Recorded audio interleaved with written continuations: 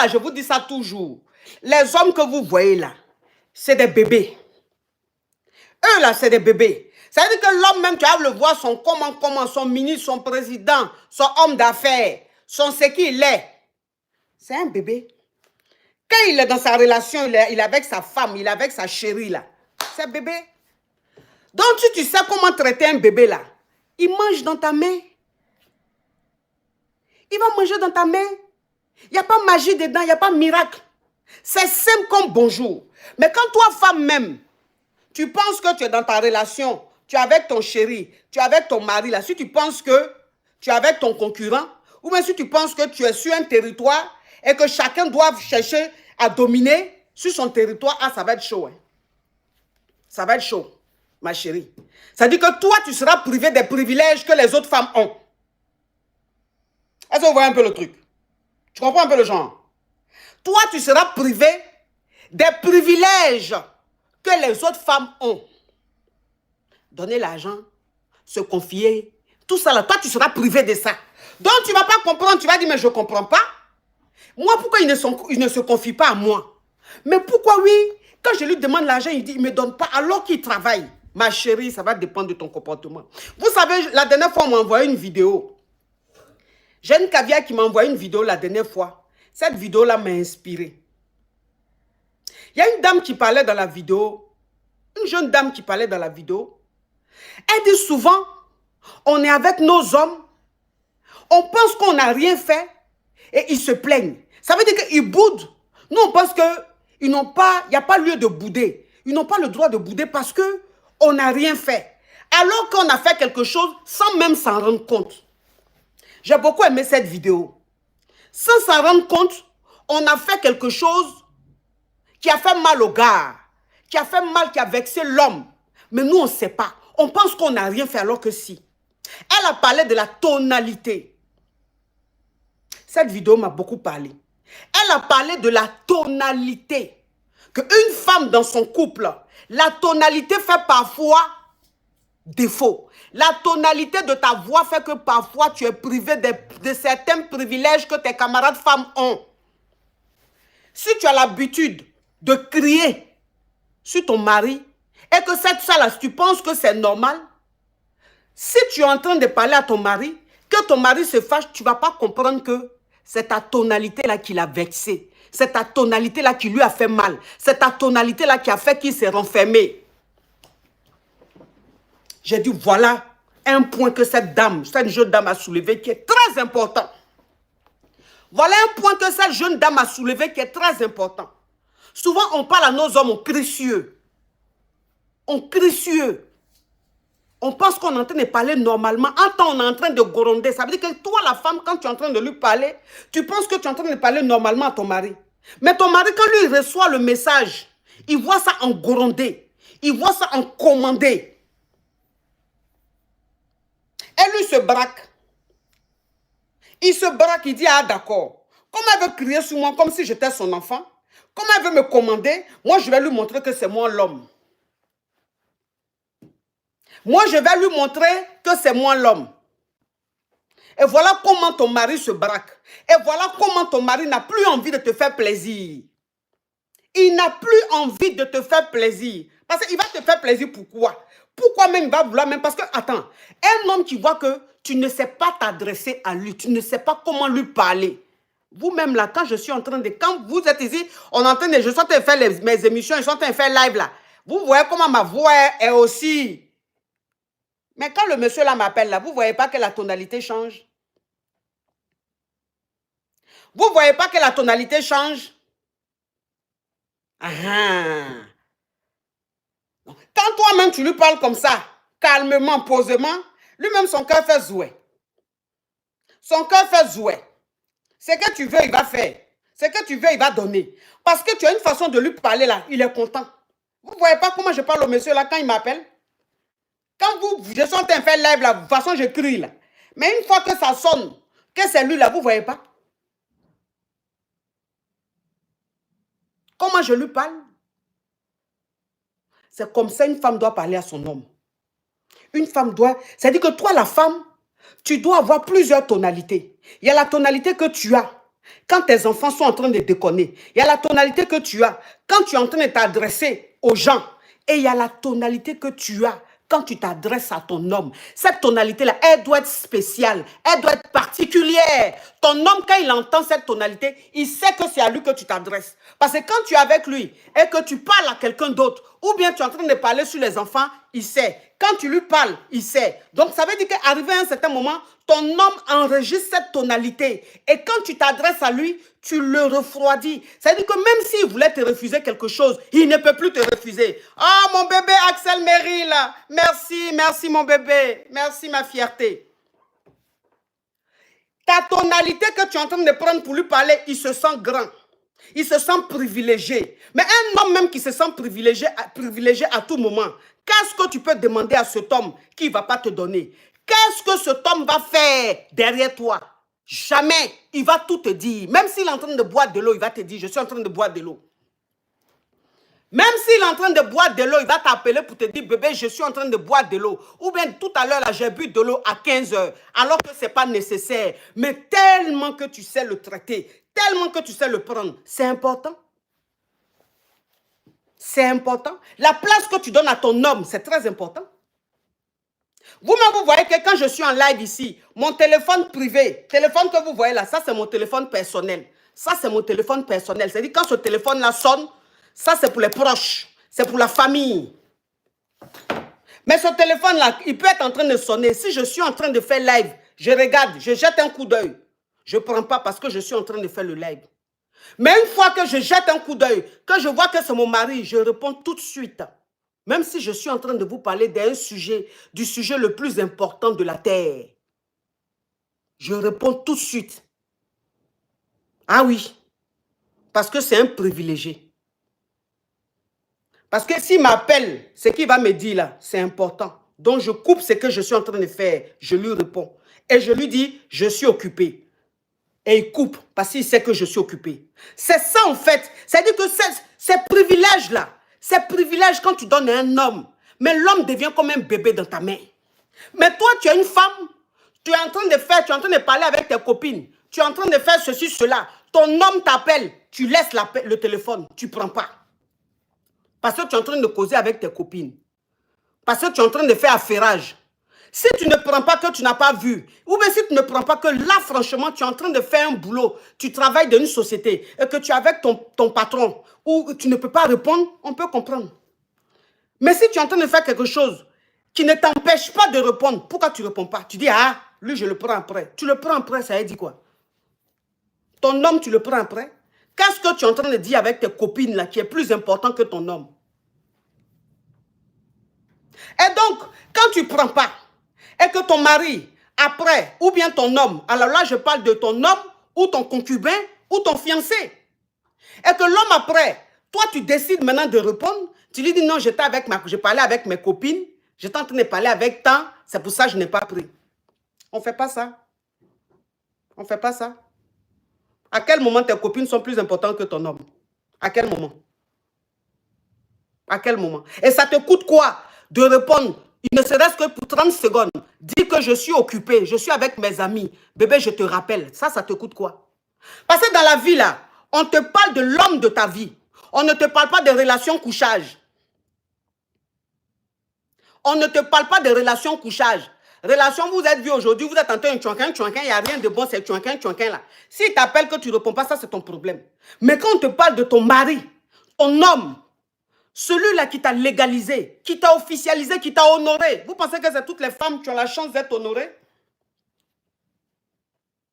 Vous pensez que c'est toutes les femmes qui ont la chance d'être honorées?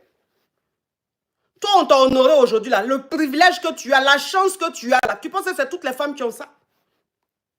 Ce n'est pas toutes les femmes qui ont ça. De la manière tu te comportes, là. De la manière tu t'es comporté, puis on t'a honoré, là. Il y a des millions de femmes qui se sont comportées comme toi. Mais elles, on ne les a pas honorées. Donc, être honoré là, c'est un privilège. C'est vrai, on a facilement tendance à dire, le mariage n'est pas une fatalité. Le mariage n'est pas une fin en soi. Certes, mais le mariage, c'est un privilège, c'est un honneur. C'est la première institution de Dieu. C'est-à-dire la première chose que Dieu a pris au sérieux, sa première décision, sa première institution, c'est le mariage. C'est ce qui valide. Donc le mariage, c'est un privilège. Le mariage, c'est un honneur. Ça ne veut pas dire que celle qui n'est pas mariée, on doit se moquer d'elle. Non, on doit respecter. Peut-être que c'est son moment qui n'est pas encore arrivé. Ou bien peut-être qu'elle était mariée, elle n'est pas tombée sur le bon. Donc on la respecte. On compatit. On lui souhaite que du bonheur. Mais quand tu es dans un bon foyer, c'est un privilège, c'est un honneur. Il faut que il faut que vous soyez fiers. Vous les femmes qu'on a honorées, vous les femmes qu'on a légalisées, il faut que vous soyez fiers. Ça ne doit pas être une honte. C'est une fierté, c'est un honneur. Voilà. Mais c'est quand tu prends ça pour narguer ton prochain, c'est ce qui n'est pas bon. Quand tu prends le fait d'être marié, quand tu prends ça pour narguer ta copine qui est célibataire, c'est ça là qui n'est pas bon. Ça maintenant, ça veut dire que tu as des intentions mauvaises. Tu as des intentions de narguer. Tu as des intentions de te moquer de l'autre. C'est pas bon. Ça, c'est pas bon. Vous avez compris? Donc, quand tu as le privilège d'être honoré, il faut que tu aies le comportement qui va avec. Il faut que tu aies le comportement qui va avec. Tu es impoli. Tu veux que ton mari te donne l'argent. Pourquoi? Depuis quand on donne à une femme qui est impolie? Depuis quand on se confie à une femme qui est impolie? Depuis quand on se confie à une femme qui est arrogante? Une femme à qui on dit 1, elle dit 20. Une femme à qui on dit 2, elle dit 50. Tu vas t'ouvrir à cette femme-là, pourquoi? Tu vas te confier à cette femme, pourquoi? Il y a des femmes qui sont dans leur foyer. Elles disent, mon mari a fait tel projet, il ne m'a pas dit. Mon mari a pris telle décision, il ne m'a pas dit. Mon mari a fait ça, il n'a pas dit. J'ai appris ça de la bouche des autres. Ma chérie, je ne dis pas que c'est le cas de tout le monde. Mais dans certains cas, c'est parce que toi, la femme, tu n'as pas bon comportement avec ton mari. C'est parce que toi, la femme, tu ne respectes pas ton mari. C'est parce que toi, la femme, tu ne lui donnes pas sa place d'homme. C'est parce que tu es arrogante. C'est parce que tu lui tiens tête. C'est parce que tu penses que comme tu gagnes de l'argent, tu peux faire ce que tu veux. Très souvent, c'est le cas. Je ne dis pas que c'est le cas de tout le monde. Mais je dis souvent, c'est le cas. Moi, je dis une femme qui est impolie, bon, tu peux être impoli. Ou bien tu peux dire, oui, je ne me laisse pas faire. Oui, tu ne te laisses pas faire dans la société. Tu ne te laisses pas faire avec tes copines. Tu ne te laisses pas faire dans ton travail. Ça, je peux bien comprendre. Parce que dans la vie, il faut avoir du caractère. Mais dans la tête, tu viens d'un mariage et tu es déjà braqué dans ta tête. C'est-à-dire que dans ta tête, tu te dis, moi, je ne vais jamais me laisser faire. Moi, on ne me commande pas. Moi, on ne me parle pas comme ceci, comme cela. Ça veut dire quoi? Donc, tu allais te marier pourquoi? Quand toi-même, avant de rentrer dans le mariage, là, tu es Jackie Chan. Ou même tu es Goliath. Parce qu'il y a des femmes comme ça. Hein? Il y a des femmes comme ça. Comme quand elles étaient célibataires, elles écoutaient les témoignages des autres femmes mariées, où elles voyaient un peu la réalité des autres femmes mariées. Donc, elles, ça les a braquées. C'est-à-dire qu'elles sont rebelles seules. Elles ont décidé d'être rebelles. Moi, quand je serai dans mon mariage là, mon mari, c'est qu'il lui fait, il va apprécier. Moi, quand je serai dans mon mariage là, mon homme, c'est que je vais lui faire, il va apprécier. Et puis, c'est bloqué dans sa tête. Hein. Donc, il suffit qu'elle soit avec un homme qui veut la légaliser. Quand il finit de la légaliser là, ce qu'elle s'est mise dans la tête là, c'est ce qu'elle met en pratique. Donc, c'est comme si elle était allée en guerre. Pourtant, ce mariage, elle allait faire. Hein. Donc, quand le monsieur dit 1, elle dit 20. Quand le monsieur dit ça, elle fait le contraire. Parce qu'ils ont fait ça à Christine. Elle a décidé qu'on ne lui fasse pas ça. Bon, je ne comprends pas. Bon, quand tu es une femme, même tu te comportes comme ça. Est-ce qu'un homme comme ça, il va te donner quelque chose? Est-ce qu'un homme comme ça, même si c'est l'homme le plus généreux du monde, est-ce qu'il va te donner le guet? Est-ce qu'il va te donner l'un? Est-ce que ça va lui faire plaisir de lui donner? Parce que vous savez, je vais vous dire une chose. Vous savez, je vais vous dire une chose. Un homme, quand il donne de l'argent à la femme qu'il aime, un homme, quand il donne de l'argent à la femme qu'il aime, quel que soit le montant qu'il lui donne, en fait, ça lui procure un plaisir de voir le sourire sur le visage de la femme qu'il aime, de voir la joie qui se manifeste sur le visage de la femme qu'il aime. Un homme, quand il te donne de l'argent, ça lui fait plaisir de te voir heureuse. Bon, un homme qui, lui, ça ne lui fait pas plaisir de toi te voir heureuse là. Bon, lui, maintenant, il va te donner l'argent là, c'est pourquoi? Parce qu'il est arrivé à un stade où tellement qu'il est malheureux dans son foyer, tellement que tu ne lui donnes pas sa place, qu'il n'a même pas envie de te faire plaisir. Pourquoi il va te faire plaisir? Pourquoi? Donc, un homme qui ne cherche plus à te faire plaisir, il ne te donne pas l'an. Donc, lui, sa façon de te faire comprendre qu'il n'apprécie pas ton attitude, c'est de te priver de ça. C'est de te priver de ça. Donc, respectez vos hommes.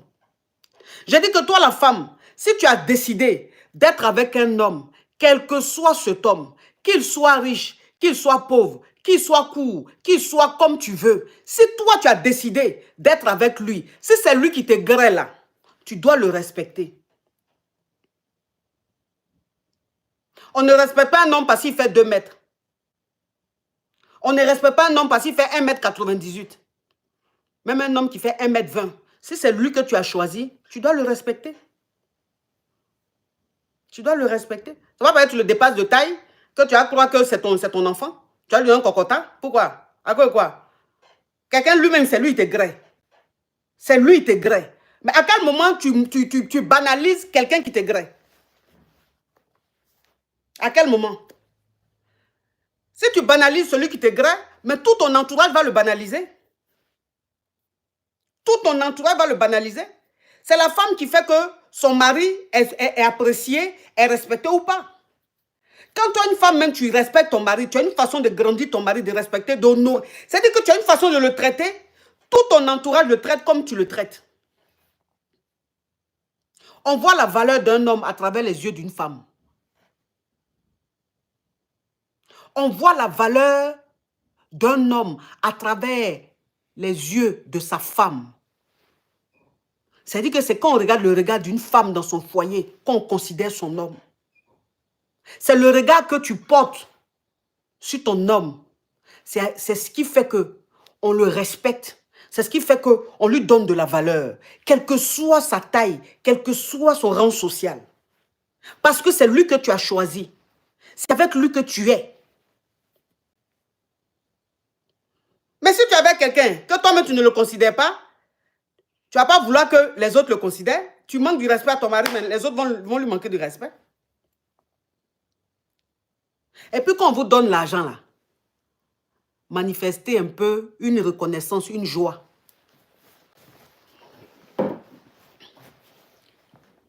Vous avez compris? Le live est bloqué sur TikTok, mes amours.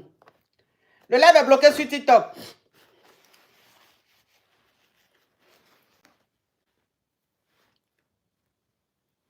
Le live est bloqué sur TikTok, la team. On monte rapidement à 2 millions. On monte à 2 millions, mes amours. Et puis quand on vous donne là, montrez un peu que vous êtes contente. Montrez un peu ça. Parce qu'il y a des femmes qui ne sont jamais satisfaites. Toi, tu es avec l'homme. Tu sais très bien ce qu'il gagne. Tu sais à peu près ce qu'il gagne. Mais c'est toi qui veux qu'il te donne plus que ce que lui gagne. Bon, il n'a qu'à le voler. Il n'a qu'à le voler. Tous les foyers sont pareils. Tous les foyers ont la même réalité. Tous les hommes touchent le même salaire. Tous les hommes ont la même entrée d'argent. Toi, ton homme, tu sais très bien ce qu'il gagne. Et ce qu'il te donne, toujours tu boudes. Mais tu boudes là, c'est pourquoi? Tu es conscient de sa réalité. Tu es conscient des charges du foyer. Tu as conscience de ses dépenses. Ce qu'il te donne là, toi, tu boudes toujours. Mais un homme qui te donne l'argent une fois, tu boudes. Il te donne l'argent 2 fois, tu boudes. C'est-à-dire qu'il ne voit même pas de joie sur ton visage. Il sent que tu n'es pas satisfaite de ce qu'il t'a donné. Mais arrivé à un certain moment, il ne va plus vouloir te donner. Parce qu'il se dit, mais quand je lui donne même, elle ne manifeste aucune joie. Au contraire, j'ai l'impression que ce que je lui ai donné même, c'est rien. Donc pourquoi encore lui donner? Et c'est ce qui fait que l'homme, il ne te donne plus. Mais qu'un homme, quand ton homme te donne 5 francs, et que les 5 francs qu'il t'a donné, oh, Merci chérie, merci bébé. Et merci, oh, je suis trop contente. Merci. C'est lui-même là, tellement que tu vas manifester une reconnaissance, c'est lui-même qui va te dire, bébé, je sais que ce que je t'ai donné là, c'est rien. Mais t'inquiète pas, il faut prier seulement pour moi. Parce qu'il voit que lui-même, il est conscient que ce qu'il t'a donné, ce n'est pas suffisant. Mais la joie que tu manifestes, la reconnaissance qu'il voit, il se dit, mais si je lui donne aussi peu, qu'elle est contente comme ça, mais quand je vais lui donner ça, oh mon Dieu. Donc l'homme même, lui-même, ça dit qu'il se perfectionne encore. Il fait un effort. Il fait un effort. Ce qui fait que ce qu'il t'a donné, tu vas voir que ça monte. Tu vas voir que ça monte. Tu vas voir que ça monte. Il se surpasse. Parce qu'à chaque fois qu'il te donne, quel que soit le montant, tu as une façon de manifester ta joie. Tu as une façon de lui dire merci. Il se sent grand. Il se sent fier. C'est très important. Et ne soyez pas tout le temps dans la critique. Ne soyez pas tout le temps dans la critique. Toi, une femme, tu peux critiquer ton homme. C'est normal, tu es un être humain. S'il a fait quelque chose qui n'est pas bien, c'est normal que tu te plaignes. Mais tu critiques pour tout. Pour un rien, tu critiques. Pour un rien, tu critiques. Tu critiques jusqu'à ton homme même a l'impression qu'il n'a même plus de qualité. Ton homme a l'impression qu'il n'a pas de qualité, qu'il n'a que des défauts. Tellement que c'est toujours ces défauts que tu ramènes. Toujours. C'est que toujours toi, tu l'accuses de ça. Tu lui reproches ça. Donc, il s'est dit, mais finalement, mais j'ai dit, oh, je suis avec une femme même qui me trouve pas de qualité. Elle me trouve seulement des défauts. Ben, comme c'est les défauts seulement me trouve, donc je vais devenir bad. Donc, je vais devenir bad. Excusez mes amours.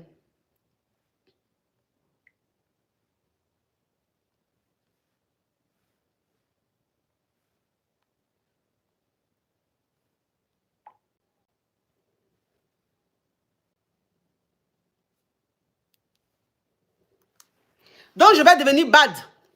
Et puis, il ne fait pas d'effort. Donc, un homme fait quand même un effort. Il faut lui montrer que l'effort qu'il fait là, tu vois, tu le constates. Tu lui fais tout le temps des reproches, c'est vrai. Mais quand il fait un petit effort, tu ne lui dis même pas, bravo chérie, vraiment je suis fière de toi pour ce que tu viens de faire. C'est bien. Tu ne lui dis pas. Tu ne lui dis pas. C'est quand il faut seulement tu lui dis. Mais quand il fait aussi quelque chose de bien là, quand il fait aussi petit effort là, pourquoi tu ne lui dis pas aussi? Pourquoi tu ne lui dis pas? Ça là, ça décourage un homme. Ça le rend médiocre. Ça le rend médiocre. Ça là, il faut que vous sachiez. Ne poussez pas vos hommes à être médiocres. Poussez-les quand même à devenir... Parce que, comme je dis, c'est des bébés. C'est des bébés. Oh, Idriss Louboutin, mon amoureux, merci. C'est des bébés. Un enfant, quand tous les jours, tu lui montres qu'il est incompétent, il ne sait pas faire ceci, cela, ça fait qu'il travaille, il ne travaille plus bien à l'école, il n'étudie plus bien, il ne fait plus d'efforts. Parce que dans sa tête, il se dit, je suis nul. Dans sa tête, il dit, je suis un incapable. Donc, il se résume à ça, et puis il ne fait pas d'efforts. C'est comme ça les hommes sont. Si un homme, tu lui dis toujours qu'il est médiocre, dans sa tête, il se dit, bon, je suis médiocre. Donc, comme je suis médiocre, je ne fais pas d'efforts. Puis ton homme, c'est fini. Il ne fait plus rien qui va permettre à votre couple d'avancer. Et quand il ne fait pas ça, toi, en fait, ça t'énerve de plus en plus. Et c'est comme ça, la tension monte de plus en plus dans votre foyer. C'est comme ça que la tension monte de plus en plus dans votre foyer. Il faut arrêter ça. Il faut arrêter ça. Quand toi, une femme, tu es avec ton mari, et puis tous ceux qui sont en histoire avec ton mari, tous ceux qui ont un problème avec ton mari, là, c'est eux, toi, tu t'en supporté. C'est eux, toi, tu t'en supporté. Ceux qui ne parlent pas à ton mari, c'est avec eux-mêmes, toi-même, tu vas parler. Pourquoi? Pourquoi tu fais ça? C'est comme si, il y a deux équipes, hein. C'est comme si Marseille jouait contre Paris Saint-Germain.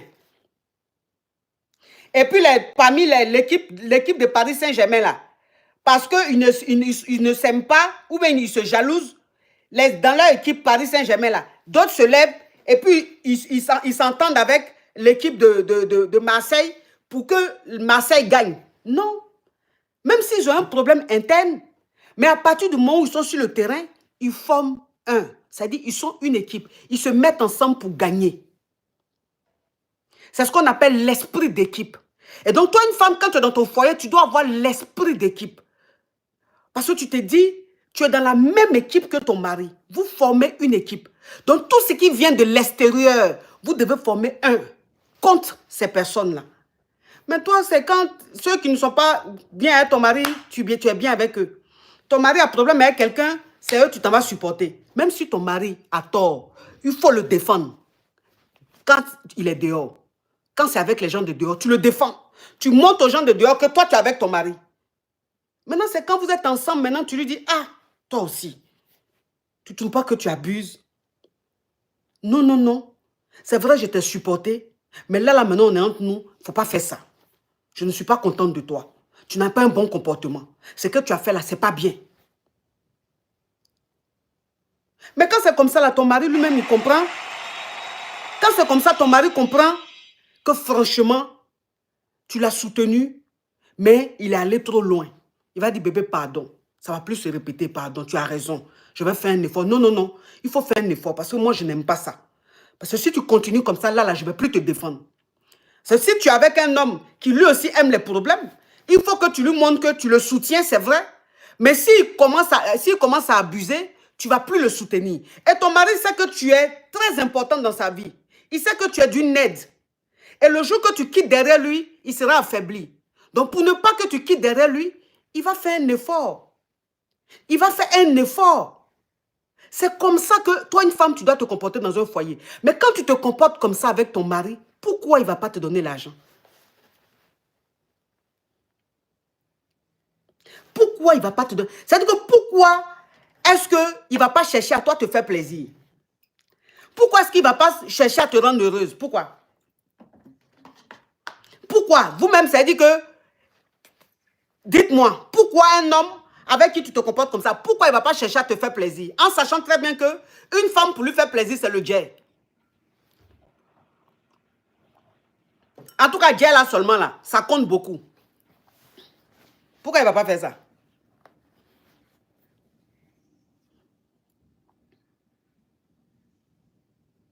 Tu es dans le foyer tous les jours, ton visage est serré. Tu es dans ton foyer tous les jours, toi, ton visage est serré. Ton visage est serré là, c'est pourquoi? Je ne sais pas. Hein? Il y a des femmes là, elles ont tellement pris l'habitude de bouder quand elles étaient chez leurs parents, que quand elles rentrent dans leur foyer là, non, elles sont insupportables.